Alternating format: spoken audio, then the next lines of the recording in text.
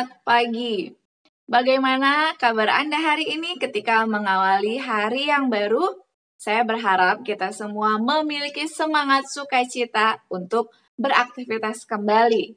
Namun sebelum itu, mari kita mendengarkan bacaan renungan pagi dan saya ingin mengawali dengan berbagi satu informasi mengenai tanaman buah bit.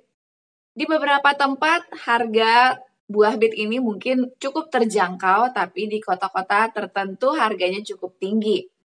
Buah bit ini memiliki kandungan serat dan juga nutrisi yang begitu banyak. Dan termasuk juga satu keluarga dengan tanaman sayuran lobak, wortel, ataupun tanaman akar lainnya. Selain menjadi pewarna makanan alami, buah bit juga ternyata dapat membantu untuk mengontrol tekanan darah, khususnya jika di antara kita ada yang menderita tekanan darah tinggi. Karena di dalam buah bit ini memiliki kandungan nitrat yang akan dikonversi menjadi oksida nitrat. Jadi itu membantu untuk melebarkan pembuluh darah sehingga darah akan mengalir dengan lebih baik dan membantu menurunkan tekanan darah. Tetapi catatan adalah bagi kita yang mungkin ada memiliki riwayat tekanan darah rendah, untuk mengkonsumsi buah bit diperlukan konsultasi khusus dengan dokter. Manfaat lainnya ketika kita mengkonsumsi buah bit, baik itu secara mentah atau langsung, ataupun juga di jus, ternyata dapat juga membantu untuk mengurangi peradangan pada ginjal. Karena di dalam buah bit itu terkandung namanya betalain, sebuah pigmen yang bersifat antiinflamasi, membantu mengurangi peradangan dan juga mengurangi rasa sakit yang tidak nyaman. Manfaat lainnya dari buah bit adalah membantu kesehatan pencernaan. Karena buah bit ini mengandung banyak sekali serat yang berfungsi untuk membantu pergerakan makanan melalui usus kita untuk dicerna sehingga memudahkan buang air besar secara rutin untuk menghindari masalah pencernaan. Masih banyak sekali manfaat dari buah bit ini, tapi dari beberapa manfaat kecil ini kita bisa mengetahui bahwa dengan mengkonsumsi buah bit dapat meningkatkan kesehatan kita. Mari kita mencobanya ketika pergi ke pasar, kita coba untuk membeli buah bit dan mengkonsumsinya. Inilah hal yang saya syukuri, mari kita terus bersyukur untuk berkat Tuhan. Kita mulai dari hal-hal yang sederhana, yaitu hal-hal yang kecil. Baiklah, judul bacaan renungan pagi kita hari ini 7 Oktober ialah Kristus adalah pokok anggur yang sejati. Ayat intinya diambil dalam Yohanes 15 ayat 1. Akulah pokok anggur yang benar dan Bapakulah pengusahanya. Penjelasannya, mereka yang ingin mengikuti Kristus harus percaya kepadanya, mereka harus membuka hati untuk menerimanya sebagai pengikut yang setia. Mereka harus tinggal di dalam Kristus seperti cabang yang tinggal di pokok anggur yang hidup. Ada penyatuan vital yang terbentuk antara induk dan cabang, dan buah yang sama muncul pada cabang yang terlihat di atas pohon. Dengan demikian, Tuhan akan bekerja melalui agen manusia yang mempersatukan dirinya dengan Yesus Kristus. Mereka yang memiliki kepercayaan yang abadi kepada Kristus akan seperti Henokh, memiliki perasaan akan kehadiran Allah yang abadi. Mengapa ada begitu banyak orang yang merasa berada dalam ketidakpastian, yang merasa bahwa mereka adalah anak yatim? Itu karena mereka tidak menumbuhkan iman dalam jaminan berharga bahwa Tuhan Yesus adalah pemikul dosa mereka.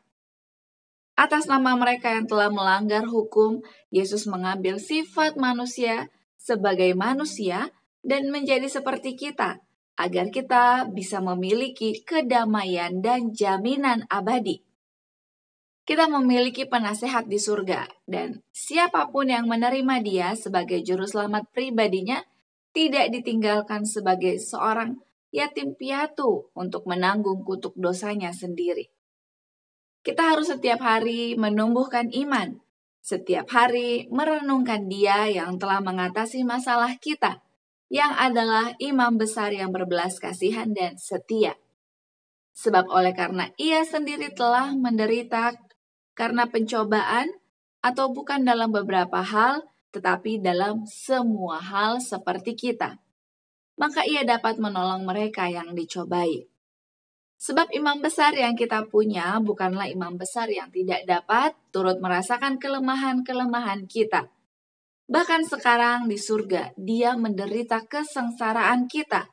Dan sebagai juru selamat yang hidup, sebagai pembela, dia membuat pengantaraan bagi kita. Kita harus menjalankan iman setiap hari.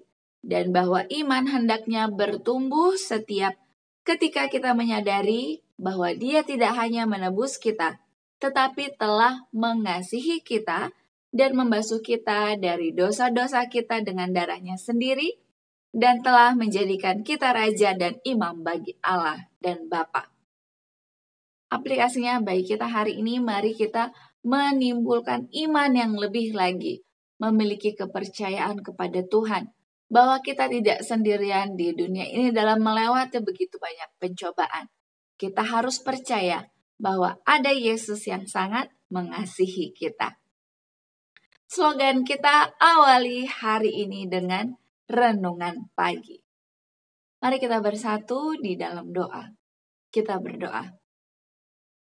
Bapa kami, Tuhan kami dan Juru Selamat kami, semangat pagi. Terima kasih banyak untuk hari baru yang masih Tuhan berikan bagi masing-masing kami untuk kembali lebih dekat kepada Tuhan, menyelidiki firman-Mu, dan semakin percaya dan beriman bahwa kami memiliki Allah yang begitu baik yang mengasihi kami, yang senantiasa setia untuk membantu kami, menguatkan kami dalam melalui cobaan-cobaan di dunia yang berdosa ini. Bantulah kami Bapa untuk terus beriman kepada Tuhan. Dan dalam setiap peristiwa kehidupan, kami boleh semakin mengetahui bahwa dengan kekuatan Tuhan saja, kuasa pengantaraan dari surga, karena Tuhan menjadi imam besar kami, menjadi pembela dan pengantara kami. Begitu besar kasih yang Tuhan berikan, dan kami pun rindu untuk menunjukkan kasih yang sama kepada Tuhan setiap waktu, juga kasih kepada sesama kami manusia. Ada banyak kekurangan dan kelemahan kami ya Tuhan, kiranya Tuhan akan menyempurnakan setiap kegiatan kami dan penyembahan kami. Tentunya juga Tuhan bersedia untuk mengampuni dosa pelanggaran kami. Kami rindu untuk menjadi pribadi yang lebih baik dari hari ke hari. Inilah doa permohonan kami, kiranya Tuhan juga akan menjawab permohonan pribadi dari masing-masing kami. Di dalam nama Yesus kami berdoa. Amin. Terima kasih banyak, mari kita berjumpa kembali esok hari. Dan jika Anda ingin didoakan, Anda dapat menyampaikan usulan doa Anda di kolom komentar. Sampai jumpa, tetaplah bersukacita dan memiliki hal untuk disyukuri setiap hari.